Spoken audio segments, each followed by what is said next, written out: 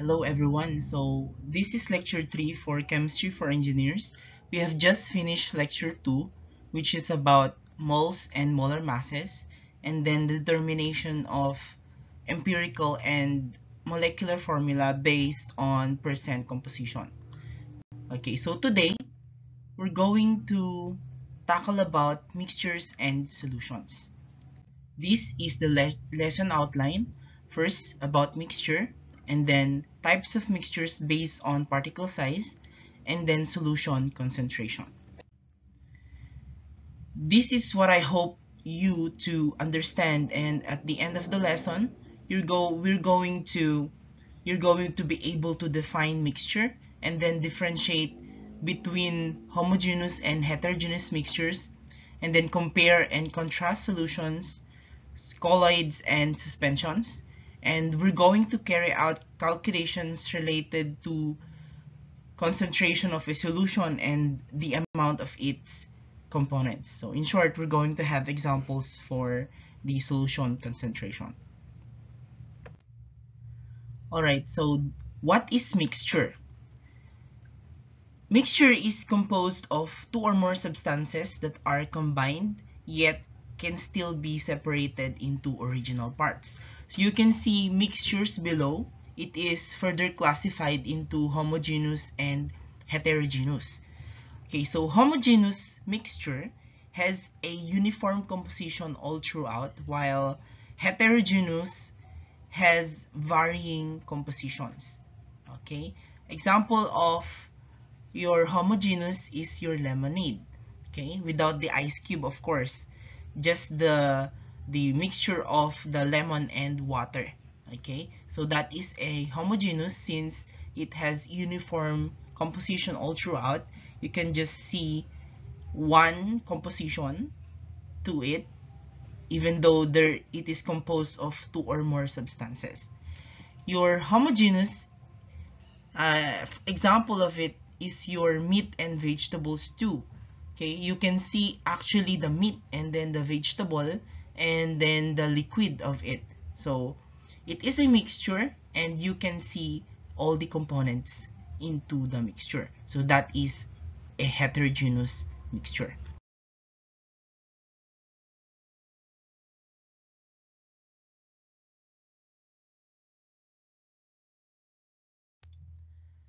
So after classifying mixtures into homogeneous and heterogeneous, we have more examples here and we have a question here. What are the differences between the mixtures below? We have rubbing alcohol, we have milk, and we have muddy water. Okay, so some mixtures are not just classified into homogeneous and heterogeneous mixtures. So we have other types of mixtures that is based from the size of the particles in it. Okay, although it can also be called just homogeneous or heterogeneous, but what kind of mixture is that?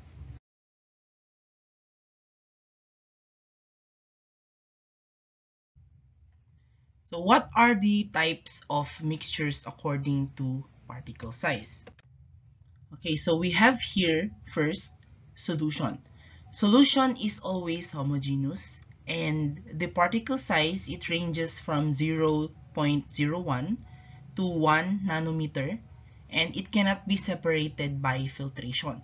So what do we mean by filtration? It's just is a cloth and or just a screen that is a filtration. You cannot separate a solution just by doing that.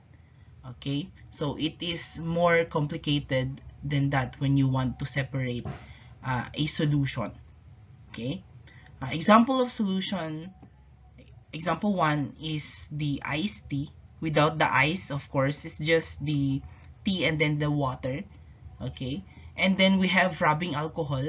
Rubbing alcohol that we have commercially, it is a mixture of water and alcohol or ethanol. Okay, and then we have salt dissolved in water. That is also a homogeneous and it is called a solution. Okay, in a solution, okay, pansinin nyo, a solution contain a solute and a solvent, right? So in this mixture here, we have a solute, right? And we also have a solvent. So what is the solute here? The solute here is the T.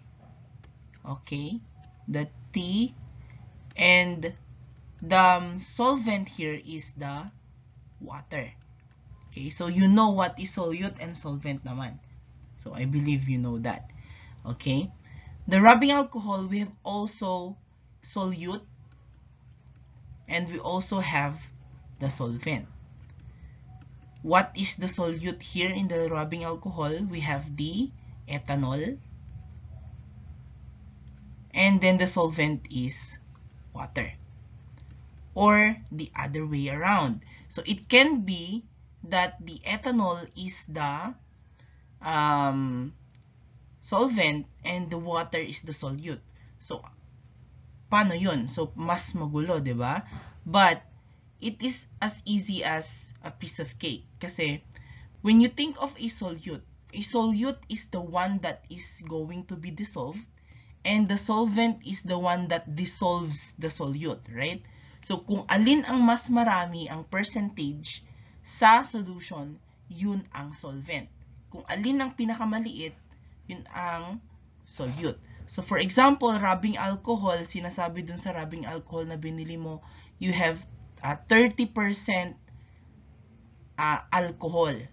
Okay? Yung alcohol na sinasabi dyan, that is the ethanol. So ibig sabihin dyan, 70% ay water. So which is solvent here and which is solute? Okay, so you're right. 30% alcohol, so that is your solute. And then the solvent is water since it is 70%. Kapag binaliktad yan, 70% alcohol, 30% water, ang naging solvent mo ay yung alcohol, ang naging solute mo ay water. So, kung alin ang mas marami na nilagay mo, okay, yun ang nagiging solvent. Okay, yung maliit, yun ang nagiging solute. So, same is true dito sa salt and water natin. Sinabi dito kasi, salt dissolved in water. Ibig sabihin, salt natin, that is the solute. And then the water is your solvent. Kasi dinisolve ang salt gamit ang water. Okay. Yeah. So we also have colloid. Colloid is always heterogeneous. So the particle size, it ranges from 1 to 1,000 nanometer. So it is visible to the naked eye na yan. Okay. So these particles do not separate on standing or just leaving it there. Hindi siya nase-separate din. Pero nakikita mo yung mga particles. It cannot be separated also by filtration. Depende na lang kung ang filtration media mo ay mas maliit sa nanometer na yan. Okay, pwede mong i-filter. Pero what we have in the household na siguro cloth, filter cloth lang, hindi niya kayang i-filter yan. Example, we have a mayonnaise. Okay? That is a colloid. Okay? And then a milk. That is also a colloid. Milk that is dissolved in hot water. Okay? Parang you can be deceived that it is homogeneous, pero in fact it is heterogeneous. Kasi it is a colloid. You can see the particles of the milk na kapag ini-stir mo, kapag naging still na siya, nakikita mo yung particles ng milk. So that is a colloid.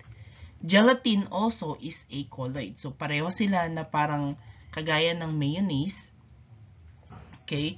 So you cannot see or you cannot say if it is liquid or a solid, because you can see the difference between the phases. Okay, is it a liquid or a solid?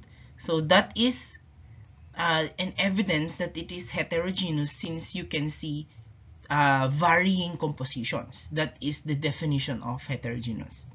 Okay, and then we have also what we call the suspension. It is also always heterogeneous, and the particle size, it is over 1,000 nanometer. So parang kitang-kita mo talaga. Okay, the particle size are enough to settle and can be separated by filtration. What do we mean by enough to settle?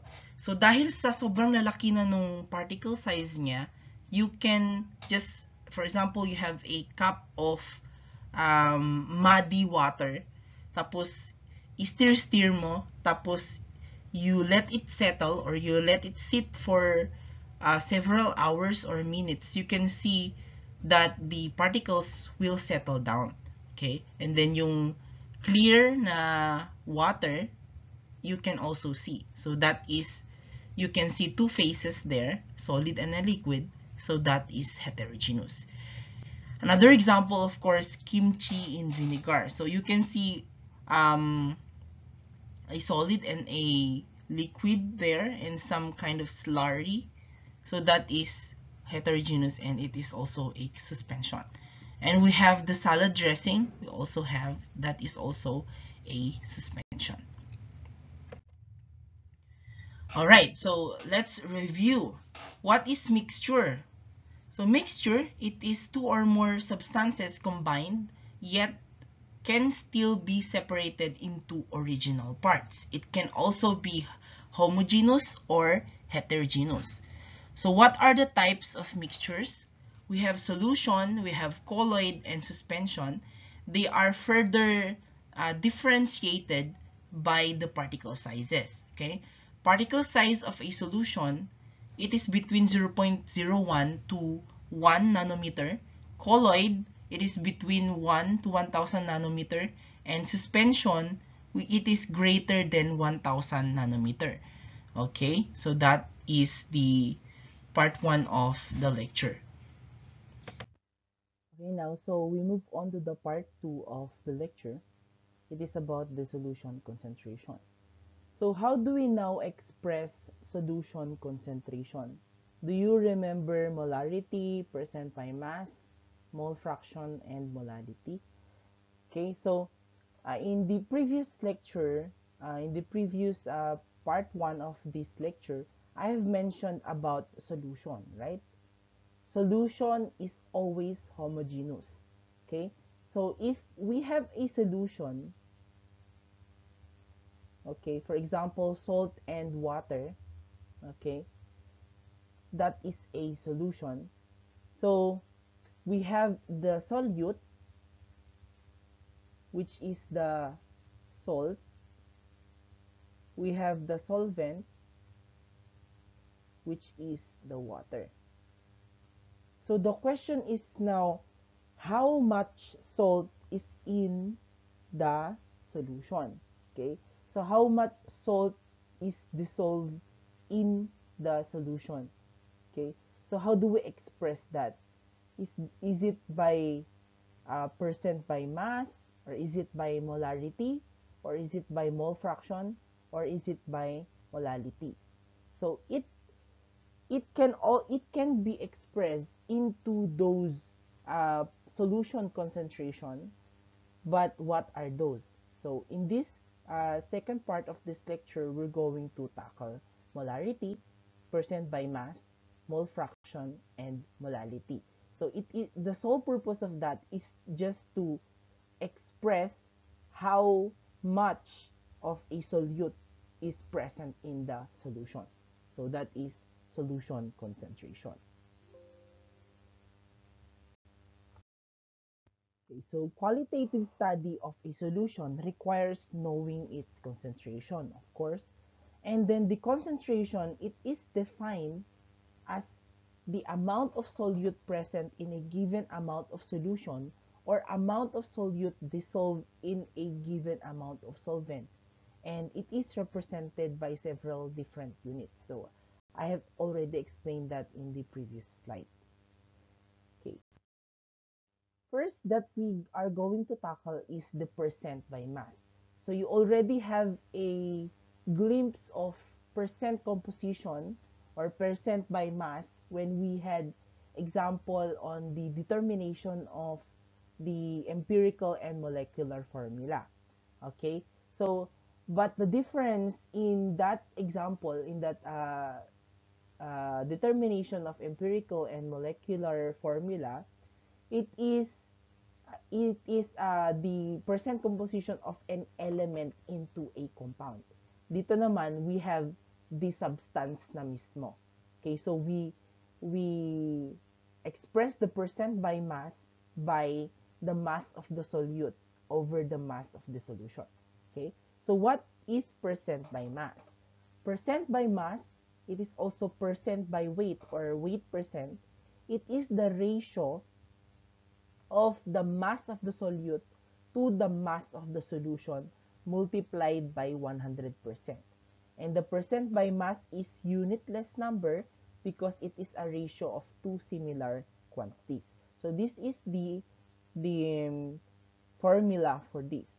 So we have mass of solute over the mass of the solution. Ang mass ng solution, it is equivalent to the mass of the solute plus the mass of the solvent.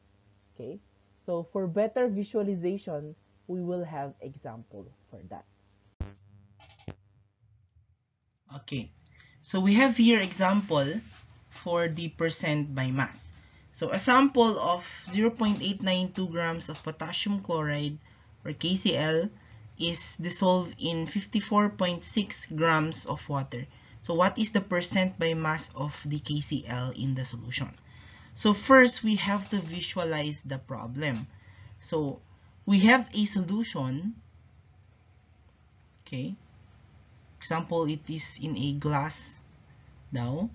So we have water and it is dissolved in, this KCl is dissolved in the water. So we have KCl in that.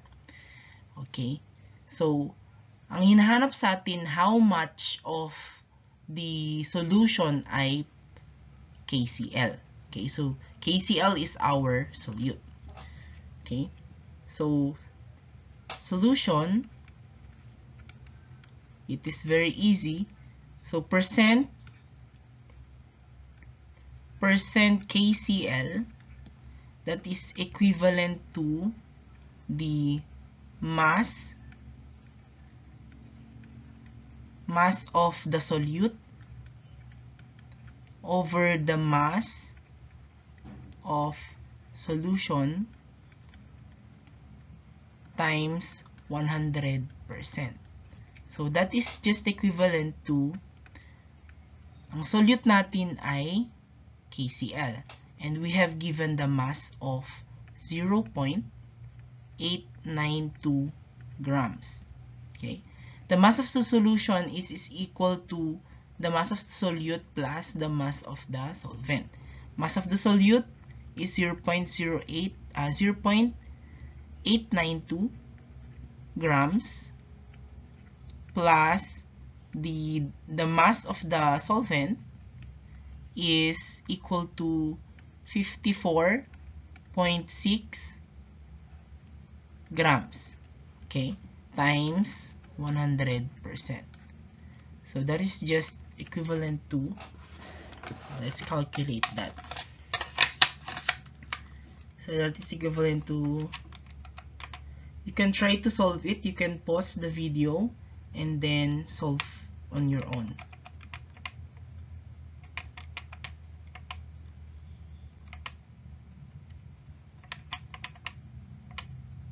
So the answer for this is 1.6074%. So that is the percent KCl. So that is now the answer. Okay, so if you solved it right, so that's just how simple we can solve that. Okay. Alright, so let's have another example for you to have a grasp on it, on the concept of it. Okay, so we are asked to calculate the mass of nickel 2 sulfate, okay, contained in 200 grams of 6% solution of nickel sulfate. Okay, so from here, we have a given, sulat natin ang given. We are given the mass of the solution, right? The mass of the solution is 200 grams. And we have given the percent NiSO4 that is equivalent to 6%. So, paano yan? To visualize, we have a container, okay? We have NiSO4 in it. Okay, the solute is the NiSO4. And then you can think of any solvent for that. Okay, so kasi given naman na sa atin ang mass ng solution, so we don't need the mass of the solvent here. Okay, to solve that, we always go back to the main formula for percent by mass. So percent NiSO4, that must be equal to the mass of NiSO4 over the mass of the solution times 100, right? So, alin ang given sa atin? We are given percent NiSO4, so that is 6%. That is equivalent to the mass of NiSO4, yun ang hinahanap sa atin. So, that is the unknown. Okay? Mass of the solution, we are given 200 grams times 100. Okay? So, i-manipulate natin yung equation. So, the mass of NiSO4, that is equivalent to 6% divided by 100 times 200 grams. So, the answer for this is equivalent to, so you can pause and then solve on your own.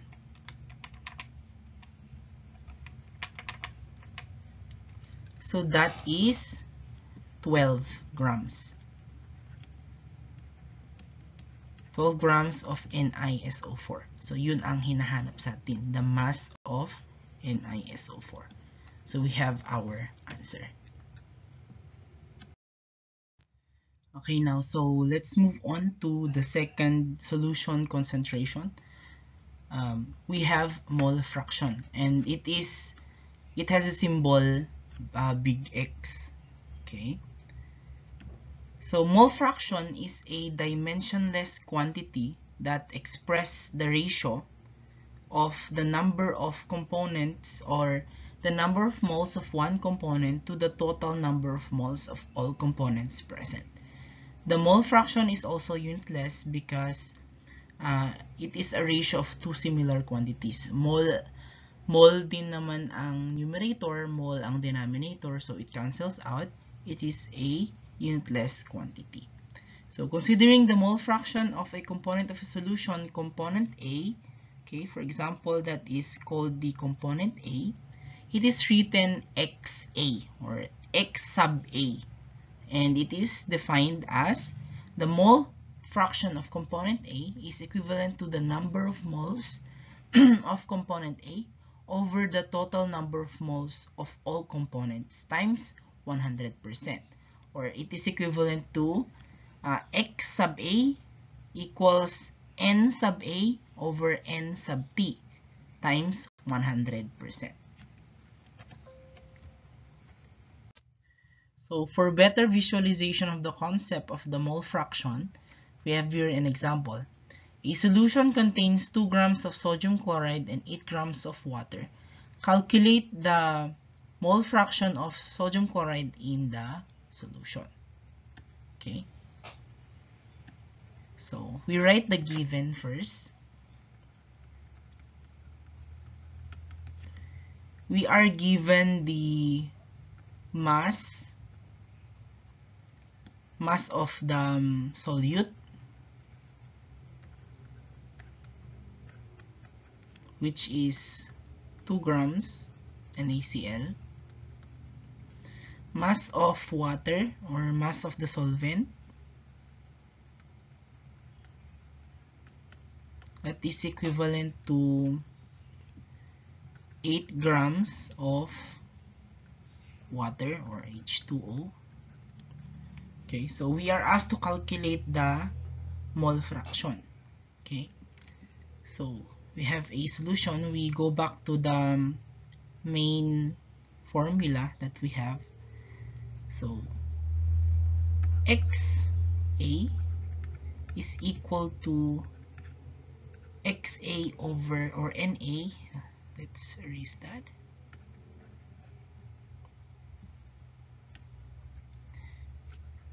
NA over N total times 100%, or wala palang 100% yan. Okay, so that is equivalent to, so moles of the solute or moles of component A. So we convert the mass into moles by, alam nyo na, using the molecular mass or molar mass. Okay, so 2 grams of NaCl multiplied by ilan ang molar mass ng NaCl natin? Na, we have 23 grams per mole. Your chloride has, let me double check that. That's about 35.45, I guess. But let us double check.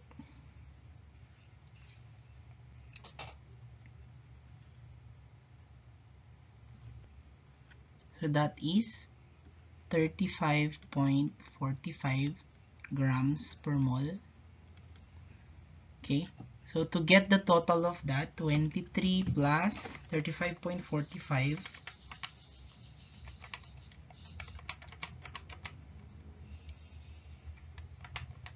that is equivalent to 58.45. So for every 58.45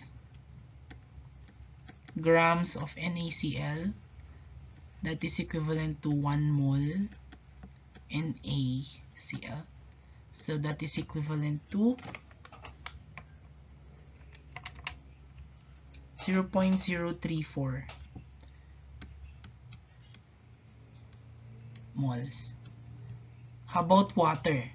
So 8 grams of H2O times, so for every 18 grams of H2O, we have 1 mole H2O. That is equivalent to 0.44 moles. Okay, so now we input that to our formula. The moles of the salt is 0.034. Total moles 0.034 plus 0.44. So XA now is equivalent to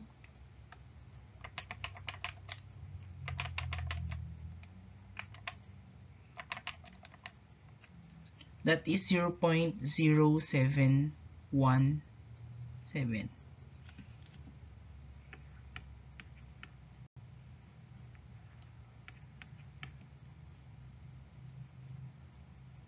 So that is our mole fraction.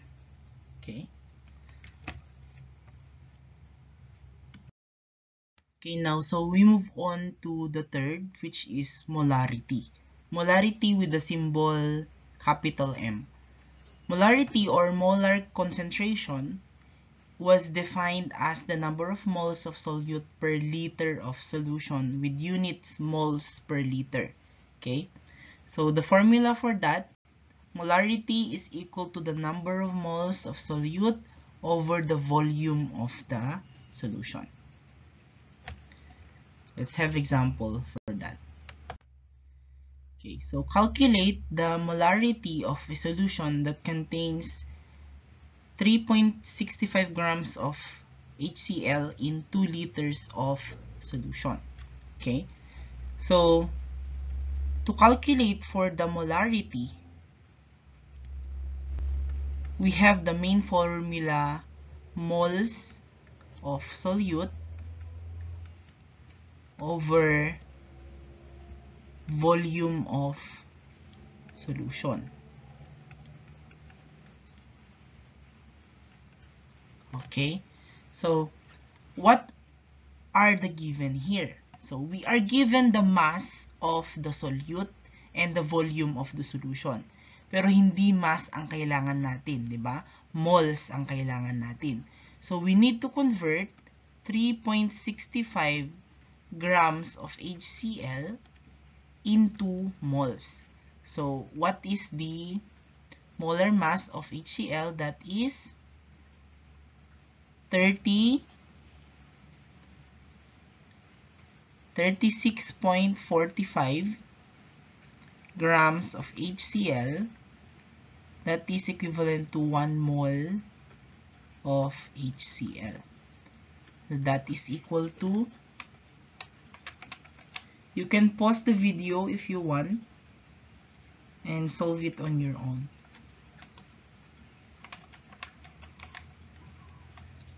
So that is 0.1 okay, moles HCl. Okay, so to plug it to our formula, moles of solute, that is 0.1 mole HCl over the volume of the solution, that is equivalent to 2 liters. So dapat laging in terms of liters yan. Okay, so the molarity, that is equivalent to 0.05 molar moles per liter, or you can simply say, or 0.05 big M. Okay, so that is now our final answer. Okay, so let's have another example for molarity. So we have here, calculate the mass of barium hydroxide required to prepare 2.5 liters of 0.06 molar solution of barium hydroxide. So, ang molar natin, that is equivalent to moles per liter, diba? And our main formula for molarity is equal to the moles of solute over liter of solution, diba? So we are given the volume of the solution, which is equal to 2.5 liters, and then the molarity of the solution, which is 0.0600 mole per liter. Okay, so to calculate for the mass of the solute, we first calculate the moles of the solute, and then after calculating for the moles, we can convert it into grams, diba? So molarity, that is equivalent to moles of the solute. Ano yung solute natin? Is barium hydroxide. Moles of barium hydroxide over the liter of solution. Molarity, we are given 0.0600 mole per liter, equivalent to moles of barium hydroxide, that's our variable, kasi yan ang hinahanap natin. Liter of solution, we have 2.5 liters. So to get the mole of barium hydroxide, we transpose 0.0600 moles per liter multiplied by 2.5 liter of the solution. So, as you can see, you can cancel out liter there. So, mole ang makikita natin. So, we have here the mole of barium hydroxide that is now equivalent to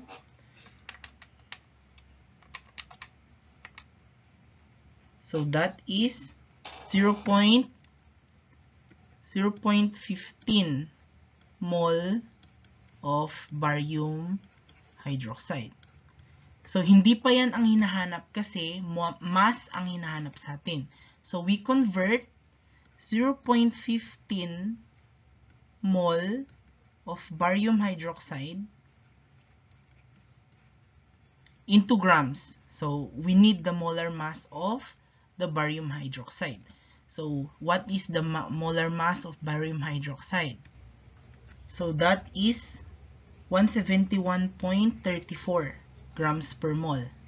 So, for every 171.34 grams of barium hydroxide, we have 1 mole of barium hydroxide.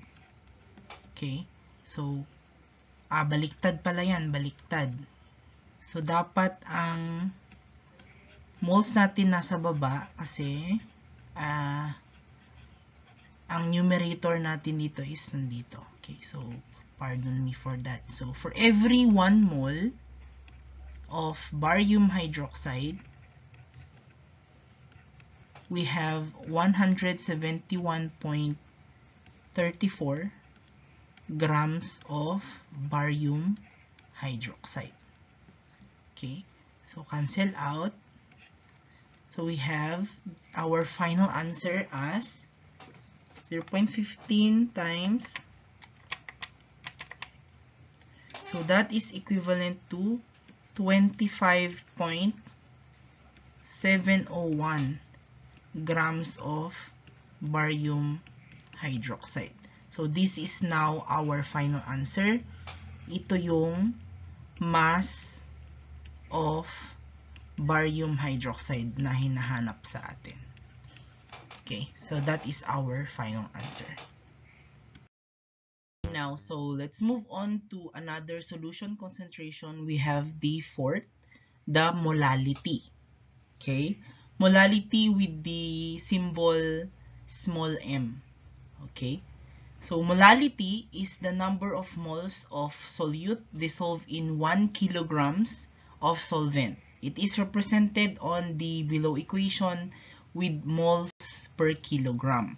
So molality, that is equivalent to moles of solute over the mass of solvent, or that is equal to maliit na m, that is moles, equivalent to moles of solute over the kilogram of solvent.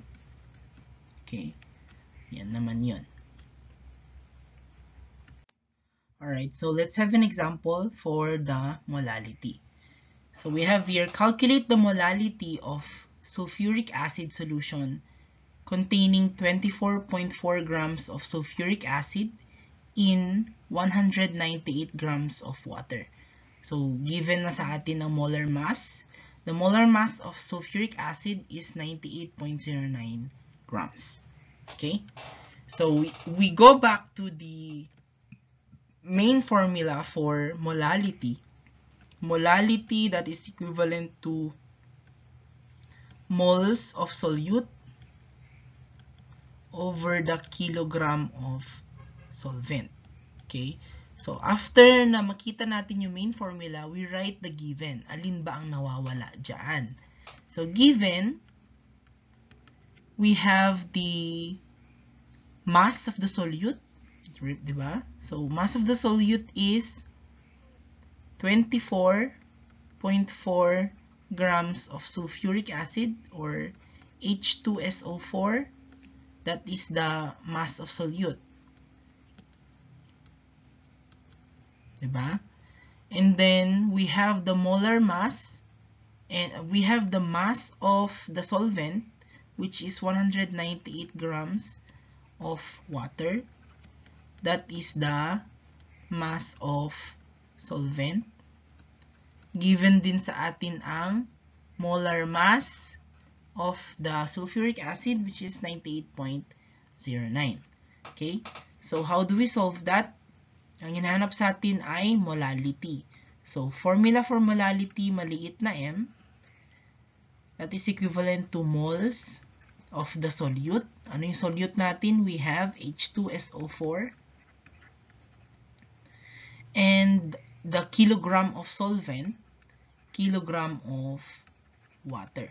Ang solvent natin ay water. So, we convert the grams of H2SO4 into moles H2SO4. Diba? So, we convert that.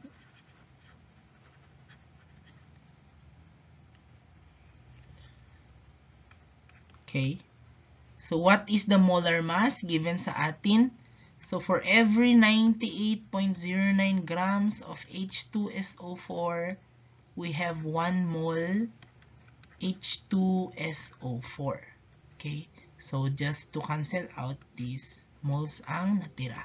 So, that is equivalent to 24.4 divided by 98.09. That is 0.2488 mole H2SO4. Okay? Yung water naman natin, since kailangan natin in terms of kilograms, we convert that. Okay? So, for every 1,000 grams, we have 1 kilogram. Okay? So, that is equivalent to 198 divided by 1,000. That is 0.198 kilograms of H2O. So, meron na sa atin lahat. We plug.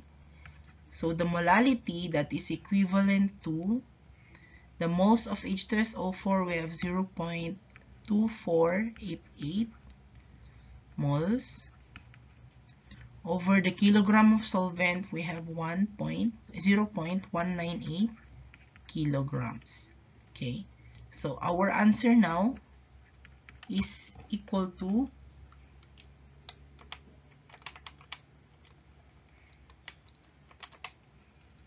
1.2566